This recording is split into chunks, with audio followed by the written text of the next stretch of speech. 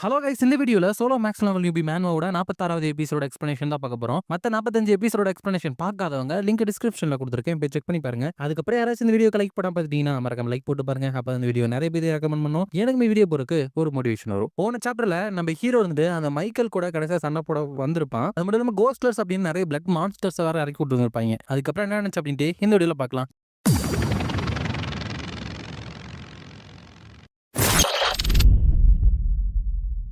சாப்டரோட ஸ்டார்டிங்ல நம்ம ஹீரோட கில்டுக்கு ப்ராக்ஸி கில்டு மாஸ்டரா இருக்கிற ஹீவோங்க தான் இருந்துட்டு உஃப் உஃப்னு சொல்லிட்டு பயங்கரமா டயர்டா ஓடிட்டு இருக்கான். என்னன்னு பார்த்தா யூரி இருக்கால, அவளதான் தூக்கிட்டு அந்த கோஸ்ட்லர்ஸ் பிளட் மான்ஸ்டருக்கு இடையில ஓடிட்டு இருக்கான். டெனாசியஸ் மென்டாலிட்டி அப்படிங்கிற ஒரு ஸ்கில்லை யூஸ் பண்றதுனால 20 நிமிஷத்துக்கு இவளை தூக்கிட்டு இவன் ஓடினாலும் இவன் டயர்ட் ஆக மாட்டான். அப்ப இவங்க அந்த மான்ஸ்டர் பக்கத்துல அட்டாக் பண்ண வரப்போ அந்த யூரியோட அந்த உயிரோட கொண்டு வர ஸ்டாச்சுஸ் இருக்கு இல்லையா, அது இருந்துட்டு அந்த கோஸ்ட்லர்ஸை சமாளிச்சுக்குது. இருந்தாலும் யூரி இருந்துட்டு என்ன எவ்வளவு அடிச்சாலும் திரும்பி வந்துகிட்டே இருக்குதுங்க. இந்த விஷயத்தை பத்தி சொல்லும் போது இவ்வளவு இருக்கு சொல்லவே இல்லையே, சரி உங்க சைடு எப்ப போயிட்டு இருக்கு அப்படிங்கிறப்ப அந்த ஃபயர் யூஸ் பண்ண வரல தாத்தா, அவர் இருந்துட்டு இந்த மாதிரி நான் சண்டை போட்டு ரொம்ப நாள் ஆச்சு, எனக்கு மறுபடியும் யங்கா இருக்கிற மாதிரி ஃபீல் ஆகுது அப்படின்னு சொல்லிட்டு சிரிச்சுக்கிட்டே சண்டை போட்டுட்டு இருக்காரு. அந்த ஹானா இருந்துட்டு இவரோட மேஜிக்கு எதிரா அந்த மான்ஸ்டர் எல்லாம் வீக்கா இருக்கிறதுனால தாத்தா இருந்துட்டு நல்லாவே சண்டை போட்டுட்டு இருக்கிறாரு. இருந்தாலும் எங்களுக்கு ஒரு 20 நிமிஷமாச்சு தேவை அப்படிங்கிறப்ப யூரி இருந்து கொஞ்சம் வேகமா போக மாட்டியா, என்னோட பவர் மட்டுமே வச்சு இந்த மான்ஸ்டர்ஸை தடுத்து வைக்க முடியும்னு தோணல அப்படிங்கிறப்ப அவன் வந்துட்டு வாயெல்லாம் இழுக்காதீங்க, அது ரொம்ப டேஞ்சரஸ், என்னோட கால் தரத்தை வச்சு இது எல்லாத்தையுமே வரையிறது வந்துட்டு எவ்வளவு டைம் எடுத்துக்கும் தெரியுமா,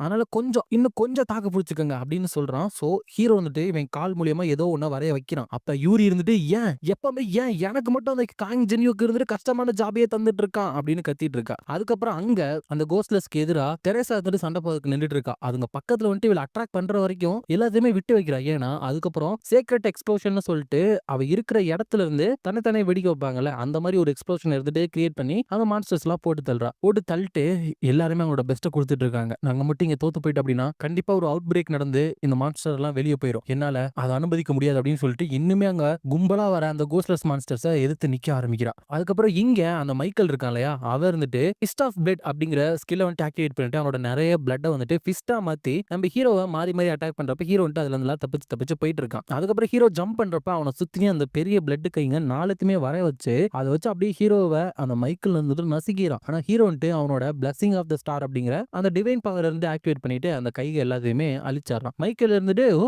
உனக்கு டிவைன் ஸ்கில்ஸையுமே யூஸ் பண்ண தெரியுமா, பட் அதனால எதுவும் அப்படின்ட்டு மைக்கேல வந்துட்டு அட்டாக் பண்றப்ப மைக்கேல் வந்துட்டு அதுல இருந்து தப்பிச்சாரான். ஆனா ஹீரோவோட மூஞ்ச பார்த்துட்டு ஓ நீ நார்மலா ஹியூமன் கிடையாதுன்னு நினைக்கிறேன், ஏன்னா உன்னோட அட்டாக் என் மேல படல அப்படின்னு நீ ரொம்ப சந்தோஷப்படுற போல அப்படிங்கிறான். அதாவது ஹீரோ வந்துட்டு இன்னும் சண்டை போடலாம் அதுக்கு ஆசைப்படுறான் அப்படிங்கிற மாதிரி சொல்றான். அந்த பெர்ஷன் ஒஃபீலியா வந்துட்டு எங்களோட ப்ரொசீஜரை முடிச்சிட்டோம் சார் அப்படிங்கிறப்ப மைக்கேல் இருந்துட்டு குட் உங்களோட ஸ்வாடை எடுங்க நம்ம சேர்ந்து அட்டாக் பண்ணலாம் அப்படிங்கிறப்ப அவங்களும் நீங்க சொன்னபடி ஆகட்டும் அப்படின்னு சொல்லிட்டு சண்டை போட ரெடியாக ஹீரோ வந்துட்டு ஒருத்தனுக்கு எதிராக 3 பேரா, இது கொஞ்சம் ஓவரா இல்லையா அப்படிங்கிறப்ப மைக்கேல் இருந்து நீ அப்படி சொன்னாலும் இதை பார்த்து நீ சந்தோஷம் தான் போடுற போல, இதான் உனக்கான லாஸ்ட் சான்ஸ், ஆலிஸ் எங்க இருக்கான்னு சொல்லிட்டு அப்படின்னா உன உயிரோட விட்டாரோம் அப்படிங்கிறப்ப ஹீரோ நான் தான் சொன்னல எனக்கு தெரியாது அப்படிங்கிறப்ப பொய் சொல்லாத அப்படின்னு சொல்லிட்டு பின்னாடி இந்த அட்டாக் பண்ண வந்தா ஹீரோ பின்னாடி வர அந்த பிளட் இருந்துட்டு வெட்டிறான். அதுக்கப்புறம் அந்த பர்ஷன் இருந்துட்டு ஸ்வாட வச்சு ஸ்பீடா வந்துட்டு அட்டாக் பண்ணிட்டு இருக்கப்ப ஹீரோ அது எல்லாத்துலயுமே தப்பிச்சிட்டு இருக்கான். அந்த பர்ஷன் இருந்துட்டு ஆலிஸ் எங்க அப்படின்னு கேட்க ஹீரோக்கு பின்னாடி ஒஃபீரியா இருந்துட்டு அட்டாக் பண்ண வரா. ஹீரோ இருந்துட்டு அதுல இருந்துமே தப்பிச்சுட்டு நான் இன்னசென்ட், எத்தனை தடவை நான் உனக்கு சொல்றது எனக்கு தெரியாது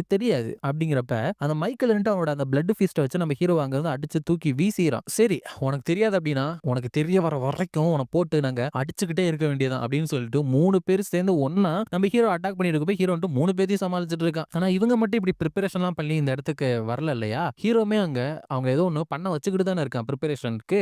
அது முடிஞ்சு யூரின்ட்டு இட்ஸ் டன் அப்படிங்கிறப்ப இவங்க இருக்கிற இடத்துல வந்துட்டு ஏதோ ஒரு லைன்லாம் வர ஆரம்பிக்குது. அவங்க இருந்துட்டு என்னது இதுக்கு என்ன அர்த்தம் அப்படிங்கிறப்ப ஹீரோ வந்துட்டு ஆக்சுவலா 4 ஸ்டார் இருக்கிற பேரியருக்கான மார்க்கிங் தான் அவங்க எல்லாத்தையுமே வரைய சொல்லியிருக்கான். இந்த பேரியரோட பீரியட் பிரசன்ட் வேர்ல்டு ரெஸ்ட்ரைன்ஸ், இவனுக்கு எப்ப இந்த அளவுக்கு பெரிய பேரியரை உருவாக்குறதுக்கான டைம் கிடைச்சதுன்னே தெரியலையே அப்படின்னு அவங்க எல்லாம் சொல்றப்ப ஹீரோ வந்துட்டு ஆலிஸ் இங்க இருக்கா ஆலிஸ் எங்க இருக்கா அப்படின்னு சொல்லிட்டு கேட்டுட்டே இருந்தீங்கல்ல, ஆலிஸ நீங்க அந்த அளவுக்கு மிஸ் பண்ணீங்களா என்ன, ஆனா அவ வந்துட்டு ரொம்ப கோவமால இருக்கா, சரி நீங்களும் அவளும் எல்லா விஷயத்தையுமே ஸ்மூத்தா முடிச்சுக்குவீங்கன்னு நம்புறேன் அப்படின்னு சொல்லிட்டு மானாவை இன்ஃபியூஸ் பண்ணி ஆலிஸ் இருந்துட்டு திரும்ப கொண்டு வர வச்சிருக்கான். அதுவும் முன்ன மாதிரி சின்னதா இல்ல, அவளோட உண்மையான சைஸ் எவ்வளவு பெருசா இருக்குமோ அதே சைஸ்ல ஹீரோ வந்துட்டு கொண்டு வந்திருக்கான். ஹீரோ கிட்ட கரண்ட்லி நிறைய மானா இருக்கு அந்த எசன்ஸ்ல இருந்து உறிஞ்சதுனால. அது மட்டும் கிடையாது, ஏற்கனவே இந்த டவர் இருந்துட்டு இவளோட ஃபுல் பவரை யூஸ் பண்றதுக்கெல்லாம் கட்டுப்பாடு போட்டிருக்காங்க போல, அதனாலதான் அந்த கட்டுப்பாடை வீக்கன் பண்ற மாதிரி ஹீரோ பெரிய ஒரு பேரியரை போட்டிருக்கான். இதனால அந்த ரெஸ்ட்ரைன்ஸ் எல்லாம் போயிட்டு அவளோட ஸ்ட்ரென்த்தோட அப்பர் லிமிட் இருந்துட்டு 20 50% அதிகமாயிருது.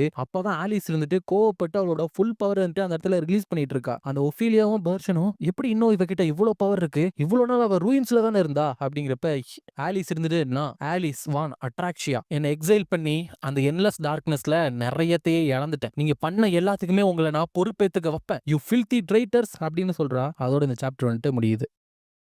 நெக்ஸ்ட் சாப்டர்ல அந்த கலாக்களும் அந்த யுன்சாக் வந்து ஓடிட்டு இருக்காங்க. அப்பதான் ஹீரோ வந்துட்டு அவங்களுக்கு வீடியோ கால் பண்றான். ஹீரோ வந்துட்டு ஜாங் யுன்சக் ஃபைனலா நீ கொஞ்சமாச்சும் பிரயோஜனமா இருக்கிறதுக்கு டைம் வந்துருச்சு அப்படிங்கிறப்ப என்ன சொல்ற அப்படின்னு இவங்க ஹீரோ வந்துட்டு சும்மா தான் சொன்னேன், எனக்கு வந்துட்டு உன்னோட ஹெல்ப் தேவை. அந்த வேம்பியருங்க வந்துட்டு யூஸ் பண்ணிட்டு இருக்கிற மேஜிக்கு சோர்ஸா இருக்கிற மேஜிக் கிறிஸ்டலை நீங்க கண்டுபிடிக்கணும். நீங்க சீக்கிரம் போகணும். எவ்வளவு நேரம் நம்ம பீப்புளால ஹோல்ட் ஆன் பண்ணிட்டு இருக்க முடியும்னு தெரியாது அப்படிங்கிறப்ப முன்னாடி பாக்குறப்ப நிறைய கோஸ்ட்லஸ் வந்துட்டு இருக்கு. இந்த கலாக்கள் வந்துட்டு டைட்டா பிடிச்சுக்கோ அப்படின்னு சொல்லிட்டு ஓடிட்டு ஒயிட் பீஸ்ட் அப்படிங்கிற ஒரு ஸ்கில்லை வந்து யூஸ் பண்ணுது. இது மூலியமா அது வச்சிருக்கிற வெப்பன் வந்து டிரான்ஸ்பரன்சியா மாறிடும். அது கண்ணுக்கே தெரியாதுங்கிற மாதிரி சொல்லலாம். அது மட்டும் இல்லாம அதோட அட்டாக் பவரும் அதோட அட்டாக் ஸ்பீடும் 15% வந்துட்டு அதிகமாயிரும். சோ அதை வச்சு அந்த கோஸ்ட்லெஸ் எல்லாத்தையுமே அடிச்சுட்டு இந்த மாதிரி மான்ஸ்டர்லாம் மேஜிக் கிறிஸ்டலை வந்துட்டு பாதுகாத்துட்டு இருக்க கூடாது அப்படின்னா எனக்கு வந்து சில கெஸஸ் இருக்கு இது எதனால அப்படின்னு சொல்லிட்டு நம்ம போயிட்டு அதெல்லாம் செக் பண்ணி பார்க்கலாம் அப்படின்ட்டு போறப்ப இந்த யுன்சக் இருந்துட்டு ஒரு மான்ஸ்டர் கூட நான் சேர்ந்து ஒர்க் பண்ணணுமா, நான் டாங்கன் கில்டோட செகண்ட் கேப்டன் அப்படின்னு சொல்லிட்டு அந்த மான்ஸ்டர் வந்து கொஞ்சம் தரக்குறைவா நிக்கிறான். ஆனா அந்த கலாக்கள் இருந்துட்டு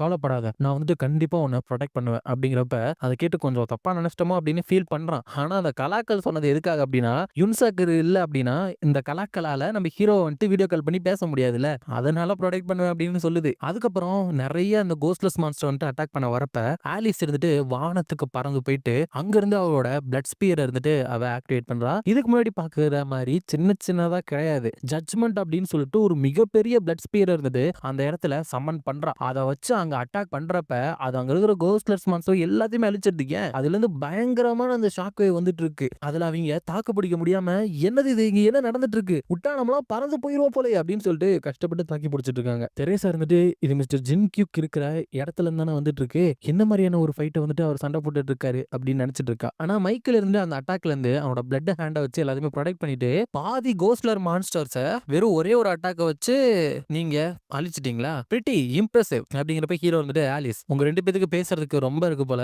அதனால நீ மைக்கில் சமாளிச்சுக்கோ, மத்த 2 பேரையும் நான் பாத்துக்கிட்டு உங்க கூட வந்து ஜாயின் பண்ணிக்கிறேன் அப்படிங்கிறப்ப ஆலிஸ் இருந்துட்டு ஏன் இவங்க 3 பேரையும் என்னால ஒரே நேரத்துல சமாளிக்க முடியாதுன்னு சொல்றியா அப்படிங்கிறப்ப ஹீரோ வந்துட்டு இல்ல எல்லா ரிஸ்கையும் நீயே எடுத்துக்க வேணாம்னு சொல்றேன், ஏன்னா நம்ம டீம்மேட்ஸ். அதுக்கப்புறம் ஆலிஸ் அப்படிங்கிறப்ப அவன் வந்துட்டு என்ன அப்படின்னு கேட்க ஹீரோ வந்துட்டு ஒண்ணும் இல்ல, இந்த எல்லா விஷயமும் ஓவர் ஆனதுக்கு அப்புறம் உங்ககிட்ட நான் சொல்றேன் அப்படிங்கிறப்ப இதையா சொல்ல வந்த அப்படின்னு ஆலிஸ் கேட்கிறா. ஆனா ஆக்சுவலா அது ஹீரோக்கு சொன்னதுக்கு காரணம் இதே மாதிரி தானே சில பேருன்ட்டு அப்புறம் சொல்றேன் அப்படின்னு சொல்லிட்டு சண்டைக்கு போவானுங்க, செத்துருவானுங்க. So death flag sentence. So இந்த மாதிரி 3வது டைலாக் வந்துட்டு ஹீரோ சொல்றான். இதனால இப்ப ஹீரோவோட இன்வென்சிபிள் ஸ்கில் வந்துட்டு சீல் பண்ணப்பட்டிருக்கு. ஹீரோ வந்துட்டு உங்க மினியன்ஸ் உங்களை நான் தான் சமாளிக்க போறேன் அப்படிங்கிறப்ப அவங்க நம்ம ஹீரோ கூட சண்டை போட வந்துடுறானுங்க. மைக்கில் இருந்து அட்ராக்ஷியாவோட ஃபார்மர் லீடர் உங்களை பார்த்து ரொம்ப நாள் ஆச்சு, எப்படி இருக்கீங்க அப்படிங்கிறப்ப ஆலிஸ் இருந்துட்டு என்னோட பேரை கூட உன்னோட அந்த டர்ட்டியான மவுத்தால நீ சொல்லவே கூடாது அப்படின்னு சொல்லிட்டு அவனோட நகங்களை வச்சு வந்து அவனை அட்டாக் பண்ணிடுறா. ஆனா அதை இருந்துட்டு அவனோட ஹேண்ட்ஸை வச்சு ப்ரொடெக்ட் பண்ணிட்டு நீங்க அந்த பிளேஸை வந்துட்டு விட்டு வெளியே வந்திருக்க கூடாது, இந்த டவரோட ரெஸ்ட்ரிக்ஷன்ஸ்னால உங்களால இவ்வளவுதான் பண்ண முடியும். ஒரு தடவை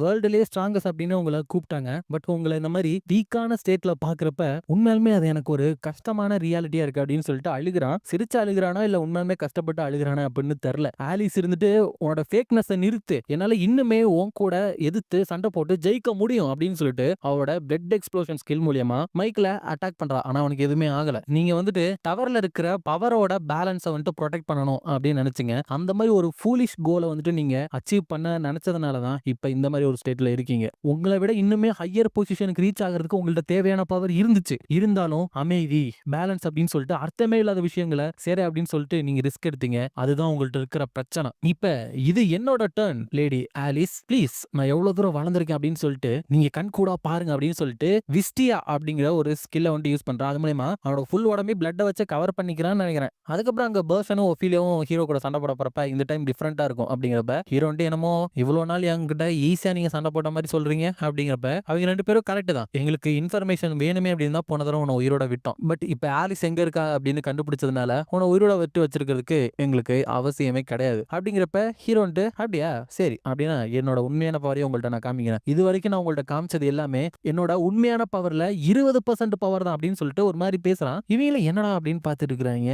ஏன்னா இது வந்துட்டு 4வது டெத் ஃபிளாக் சென்டென்ஸ். ஏன்னா சில பேர் அப்படிதான் சொல்லுவானுங்க, நான் வந்துட்டு இன்னுமே பவரா இருப்பேன் அப்படின்னு சொல்லுவானுங்க, கடைசியில செத்து போயிருவானுங்கல்ல. சோ அந்த மாதிரி ஒரு சென்டென்ஸ் டைலாக் சொன்னதுனால ஹீரோ வந்துட்டு இப்ப 4 டைலாக் சொல்லிட்டான். சோ ஹீரோவால ஒரு ஸ்கில்ல காப்பி பண்ண முடியும். அதை காப்பி பண்ற ஸ்கில் வந்துட்டு மானா பிளட் சக்கிங். இது மூலியமா ஹீரோ ஆப்போனன்ட் அட்டாக் பண்ணானா ஒவ்வொரு ஹிட்டுக்கும் அவங்களோட 0.3 மானாவை வந்துட்டு ஹீரோ திருடுவான். ஒரு கிளீனான ஹிட் பண்ணா அப்படின்னா ஒரு மானாவை திருடுவான். ஹீரோ வந்துட்டு உங்கள்ட்ட இருந்து எல்லா அடியும் வாங்கினதுக்கு காரணம், உங்களை உயிரோட வச்சிருந்தது காரணம் இந்த ஸ்கில்ல வாங்குறதுக்கு மட்டும்தான். வேம்பயர்ஸை நீங்க பார்த்தாலே அவங்கள்ட்ட இருந்து கட்டாயமா காப்பி பண்ண வேண்டிய ஸ்கில் தான் இந்த மானா பிளட் சக்கிங். இதை வந்துட்டு நான் ஒரு டிவைன் ஸ்கில்லோட கம்பைன் பண்ணேன் அப்படின்னா அப்படின்னு சொல்லிட்டு அந்த மானா பிளட் சக்கிங்கையும் பிளஸிங் ஆஃப் த ஸ்டாரையும் ஹீரோ கம்பைன் பண்றப்ப ஹீரோக்கு சோல் பிளட் சக்கிங் அப்படின்னு சொல்லிட்டு ஒரு ஸ்கில் கிடைக்குது. இதுவும் கிட்டத்தட்ட அதே மாதிரி தான். பட் ஹீரோ வந்துட்டு தொடர்ந்து அட்டாக்க சக்சஸ்ஃபுல்லா பண்ணிட்டே இருந்தான் அப்படின்னா ஹீரோவால ஸ்பிரிட் அப்படிங்கிற ஒரு ஹிடன் ஸ்டாட்டை வந்துட்டு அடைய முடியும். ஒவ்வொரு ஹிட்டுக்கும் ஹீரோக்கு 0.01 ஹிடன் ஸ்பிரிட் ஸ்டாட் பாயிண்ட் வந்துட்டு